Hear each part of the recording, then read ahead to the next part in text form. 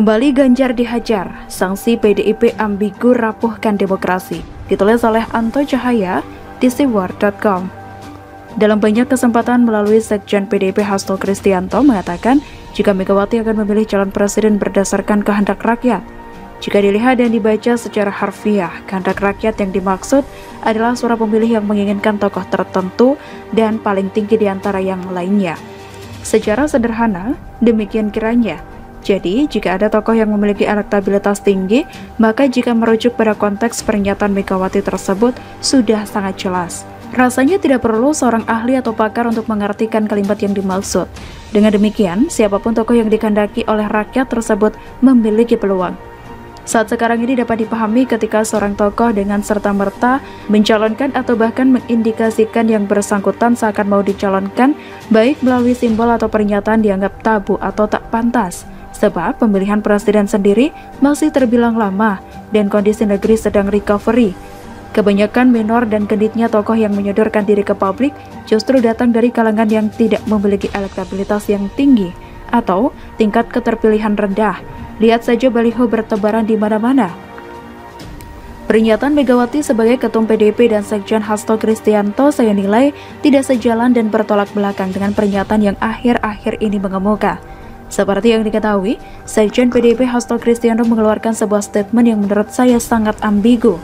Hasto mengumumkan, PDI akan memberi sanksi disiplin kepada kader mereka yang menyebutkan atau disebut akan menjadi capres atau cawapres di Pilpres 2024. Coba kita simak baik-baik pernyataannya tersebut. Jika demikian, apakah sanksi itu menyasar ke Ganjar?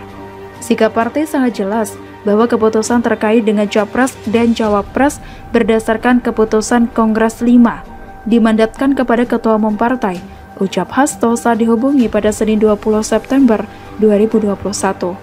Kemudian saya mencoba riset apakah Ganjar Pranowo ada kalimat menyebut dirinya akan menjadi capres atau cawapres. Tapi setelah pencarian sekian lama tidak ada kata atau kalimat yang keluar dari mulutnya. Selanjutnya, kata disebut, nah kalau yang ini sosok Ganjar, tidak perlu kita riset, sudah bakal banyak sekali pernyataan relawan, pengamat, tokoh politik, tokoh publik, bahkan masyarakat yang menyebut Ganjar layak jadi presiden atau wakil presiden di 2024. Maka jika membaca pernyataan Hasto di atas, tentu Ganjar pantas diberi sanksi. Bukankah begitu? Disinilah letak ambigu tapi sekaligus paradoks juga ironis. PDIP ini sepertinya kok ketakutan sekali jika Ganjar Pranowo yang paling bersinar di antara kader yang lainnya. Lantas, jika tak ingin disebutkan apakah lantas rakyat disuruh diam? Atau bagaimana? Apakah Ganjar Pranowo yang sudah jauh hari selalu mengatakan tak memikirkan soal Pilpres dan hanya fokus kerja dan menangani COVID? Apa lantas harus memerintahkan rakyat yang bisa jadi ia sendiri tak mengenal untuk jangan sebut namanya? Kalau sanksi ada tokoh atau kader PDIP yang menyebut dirinya mau nyapres, rasanya masih bisa diterima dengan akal sehat. Tapi kalau disebut tentu ini yang tidak masuk logika. Siapa kiranya yang dapat mencegah rakyat? Maka apa yang dilakukan oleh PDIP bagi saya telah berusaha merapuhkan kata demokrasi itu sendiri. Padahal derajat kemuliaan suara rakyat dijunjung tinggi setara kuasa ilahiyah. Mantranya suara rakyat adalah suara Tuhan. Vox Populi, Vox Dei. Suara rakyat yang disunggi sedemikian tinggi dipercayakan kepada para wakil rakyat dan penguasa negara yang lain. Rakyat mengganjar mereka martabat, kehormatan, dan otoritas politik agar kekuasaan dikelola guna mewujudkan kesejahteraan bersama. Rakyat mempertaruhkan nasib dan masa depannya kepada mereka.